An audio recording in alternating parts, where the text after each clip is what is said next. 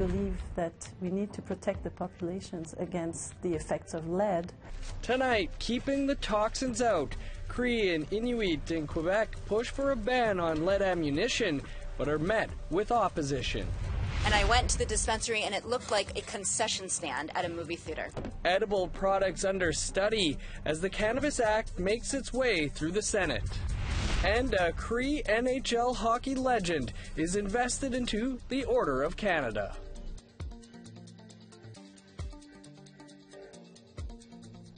Good evening, welcome to APTN National News. I'm Dennis Ward.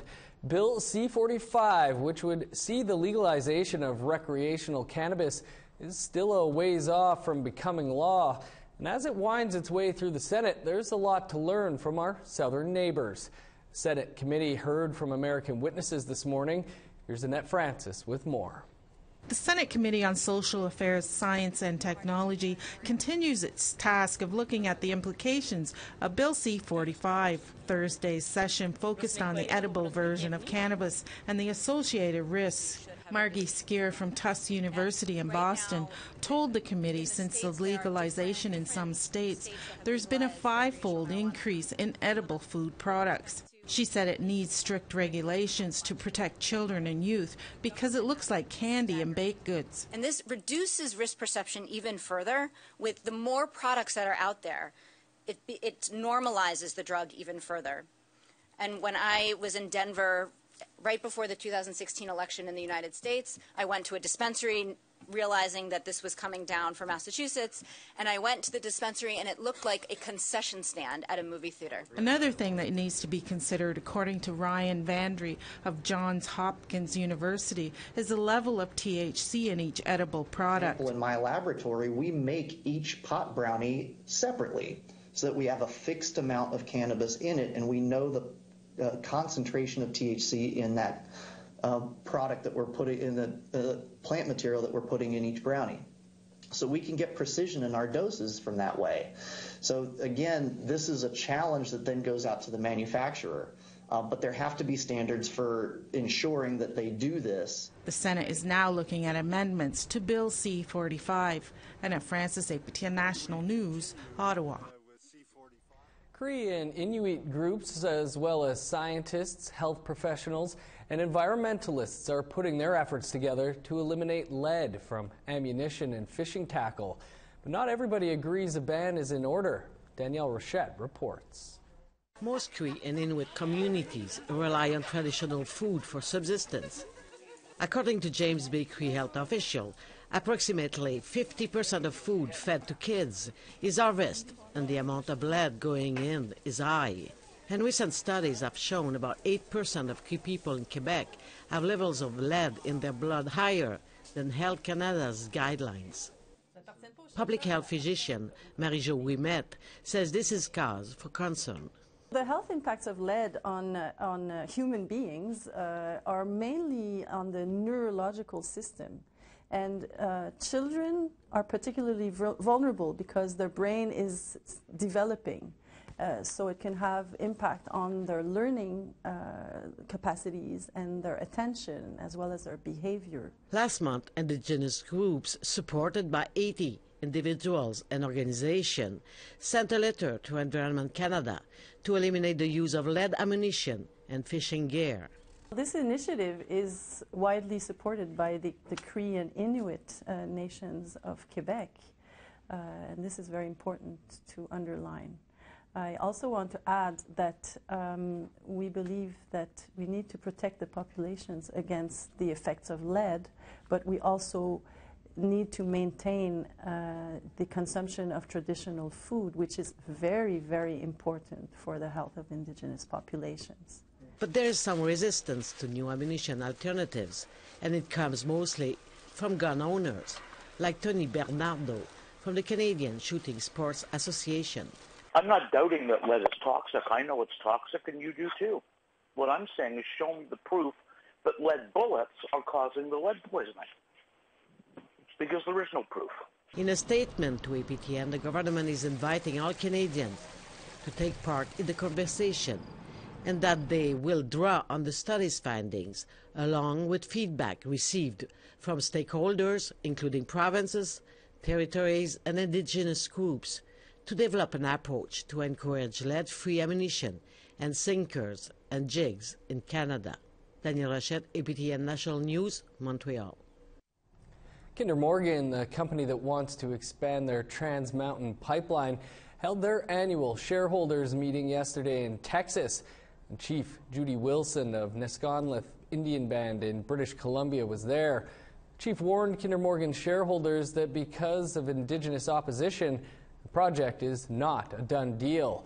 APTN's Lori Hamlin has the details. It's a fundamental message to Kinder Morgan stockholders. There's a new reality. There's a changed political climate landscape in British Columbia, Canada, with the recognition of our inherent title and rights.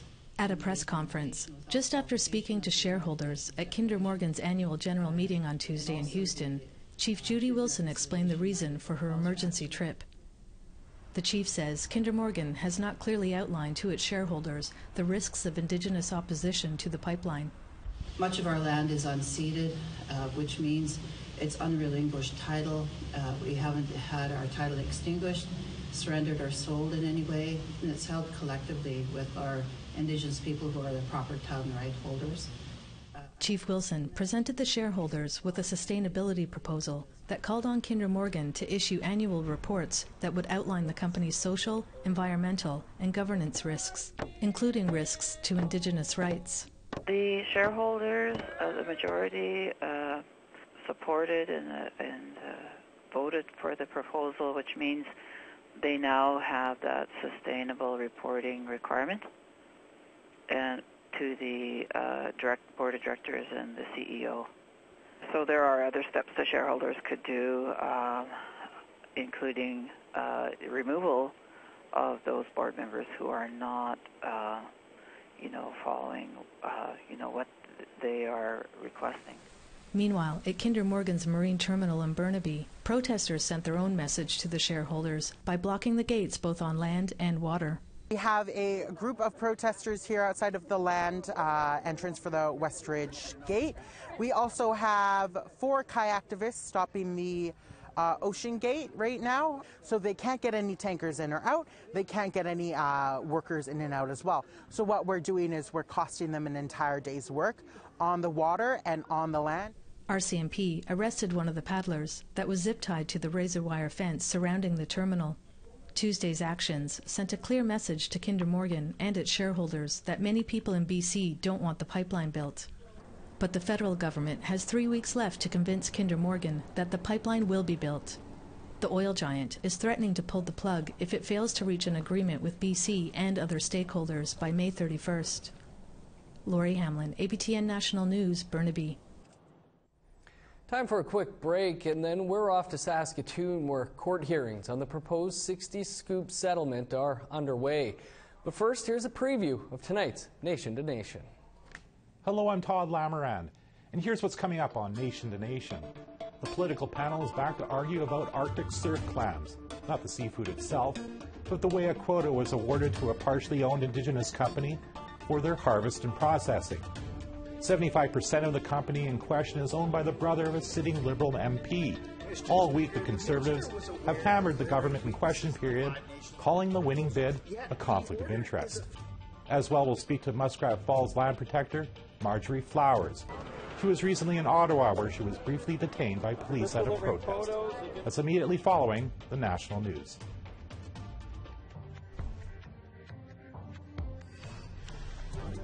Here's a look at Friday's weather forecast starting on the East Coast. 12 in Halifax and St. John's. Rain and +6 for Happy Valley Goose Bay. More snow in Inukjuak and -3. Sunny across much of Quebec. 4 in Saguenay, +1 in Chibougamau. Rain for parts of southern Ontario. 14 in Windsor, 11 in Sarnia. Sunny to the north. 10 in Kapuskasing and Thunder Bay. That sun continues into northern Manitoba, 14 in Norway House, 15 under the sun in Dauphin, sunny skies, and 13 in Winnipeg.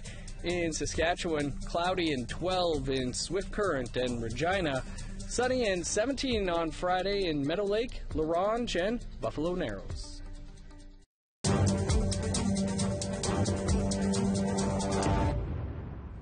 Welcome back. Nearly 260 Scoop survivors and adoptees filled a makeshift courtroom in Saskatoon Thursday as hearings began for the proposed settlement.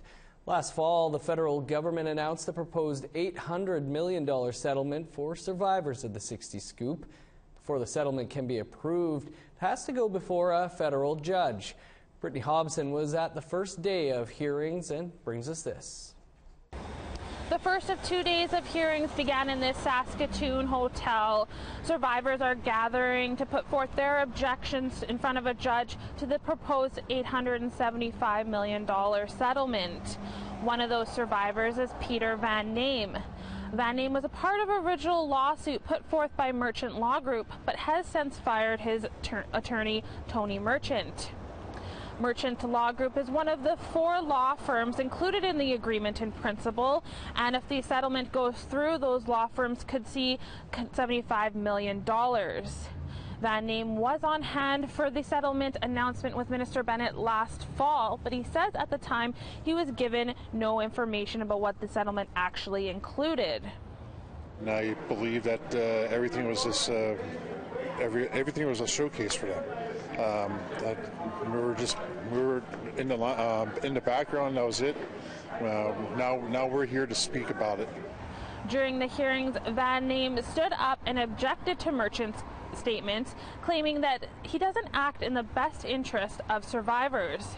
Afterward, Merchant told reporters that much of the objections come down to the dollar amount. Most of the objectors say there should be more than $25,000 to $50,000. However, Van Name says that it's more than that. It comes down to the lack of transparency. I've been objecting to this. I've been telling the lawyer that we do not like what he has proposed to us, and we don't want it. And he never did ask me if I wanted it or not I wanted it, but that's what his job was. Van Name is expected to speak at Friday's hearings.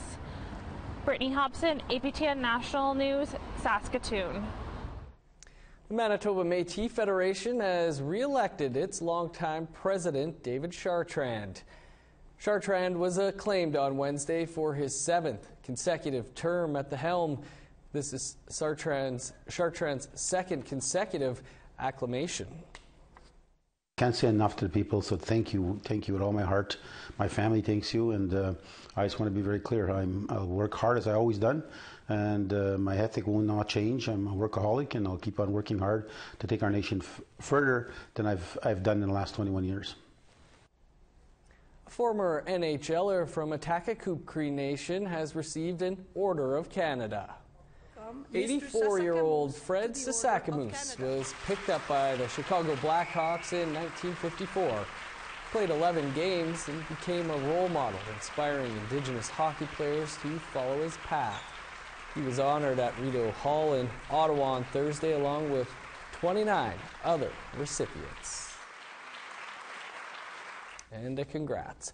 According to Statistics Canada, there were 27 times more self-identified Métis in Nova Scotia in 2016 than 20 years prior in 1996.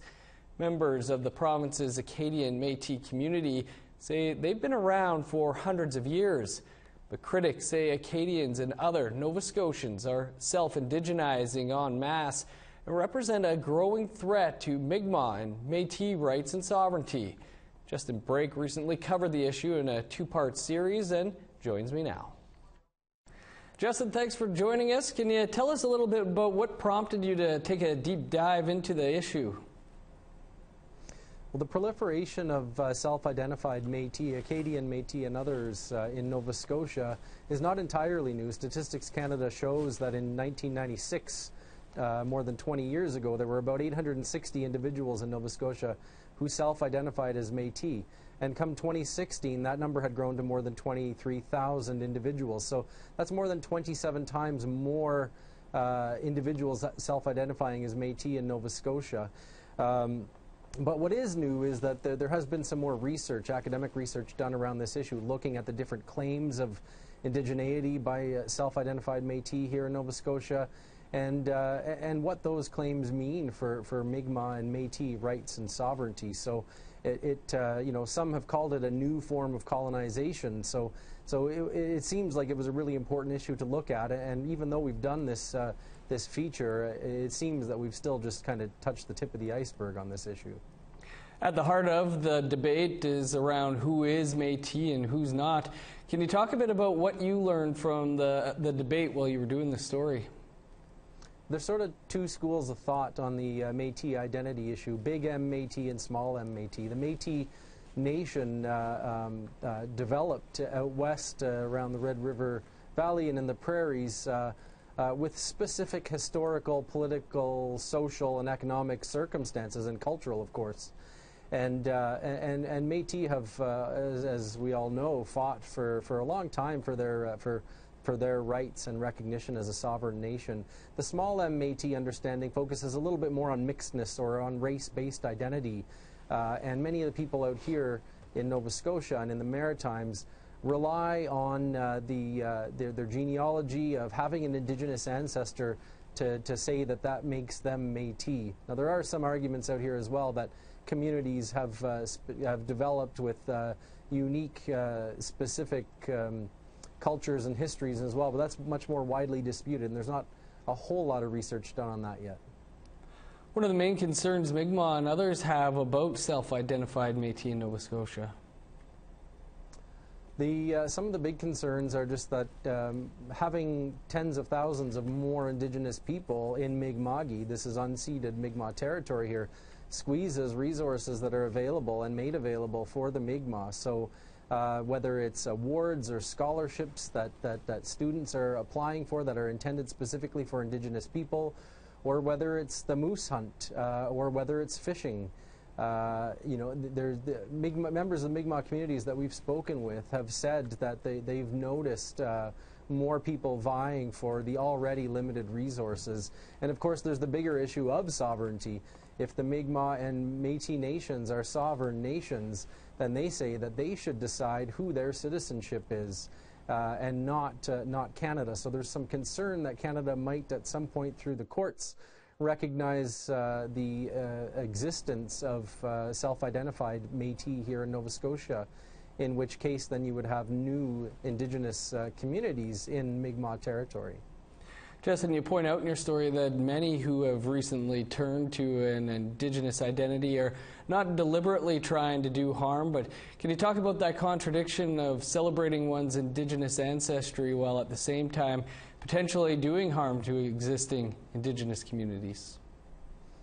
Yeah, it seems clear in the work that we've done so far that most people who claim to be Métis, claim a Métis identity in Nova Scotia, aren't intending to hurt the Mi'kmaq or Métis nations. However, some of the sources that we interviewed said that if one finds that discovers that they have an Indigenous ancestor, whether it's in the 1600s or more recently, there is a responsible and respectful way to go about learning about what that means, rather than immediately claiming to be Indigenous on another Indigenous group's territory. Members of the Mi'kmaq community that we spoke with said that they would appreciate it if people who say they have a Mi'kmaq ancestry and that makes them Métis, to instead go to members of the Mi'kmaq communities and talk to them about it. Who are their ancestors, their family members, who they say makes them Indigenous? Connect with the communities that are already here, because again, the Métis, the Mi'kmaq chiefs, while they didn't respond to an interview request for this story, they have gone on record in recent years saying that they are a sovereign nation, and that because of that, they should determine who their memberships are and who they're not. So several members of the Mi'kmaq community have said, rather than claim to be Métis, why don't you claim to be Mi'kmaq and come and talk to us? And ultimately, the Mi'kmaq will decide who is Mi'kmaq and who's not. Well, Justin, it was a great series, and we appreciate you taking some time to speak with us here today about it. Thanks, Dennis. Spring weather, of course, brings out the new spring fashions. And we've got a peek at some of the Indigenous collections coming up.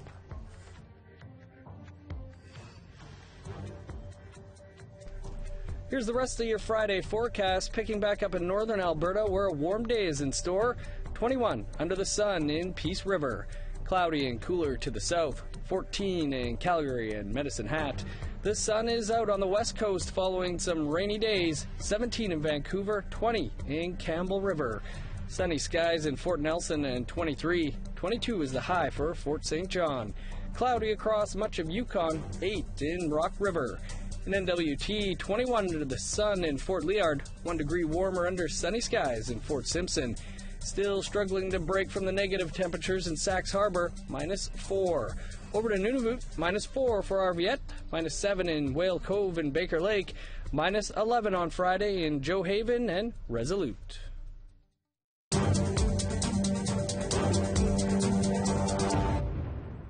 Welcome back. Our next story is about a Vancouver-based fashion designer whose collaboration with Indigenous artists has taken her designs to new heights. APTN's Tina House has the details. Today, it's a springtime party and fashion show at Chloe Angus's studio in Vancouver. This is a nice way to make sure that there's color, style, and a bit of art, even in a casual outfit. Established since 2004, Chloe Angus designs can be seen everywhere, from the Juno red carpet to the big Hollywood movie premieres. Her clothes are making a statement, including gifting her spirit wraps to British royalty when she met Prince William and Princess Kate when they came to Vancouver on their last official visit. Her latest collection features everything from her signature spirit wraps to high-end fashion to a casual and comfortable bamboo clothing line. Although not Indigenous herself, she has collaborated with Indigenous artists to create her label, Chloe Angus. And one of the artists she collaborates with the most is Haida artist Clarence Mills. It's really beneficial for a Haida like me, or a Native artist, to experience, other than paper and jewelry, all this fashion, and people like it, so that's really neat. For Angus, she's involved in every step of the way, from sketching to choosing fabric and materials to the final product.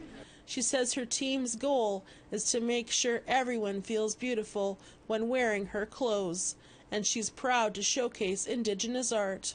It starts with an idea that I have and an piece of art that they have, and of course that starts to come together, and then it takes months to build the new collection. So today is a real celebration of all of that collaboration and work finally coming together to showcase what we've been doing. So it's great to show it today. And she has also launched a home decor line that features Clarence Mills art on pillows, blankets, and more. We do design and create all of our pieces within this studio space, and we do our manufacturing across the street. So it truly is local style, local fashion, and this is what a small fashion footprint looks like. Tina House, APTN National News, Vancouver.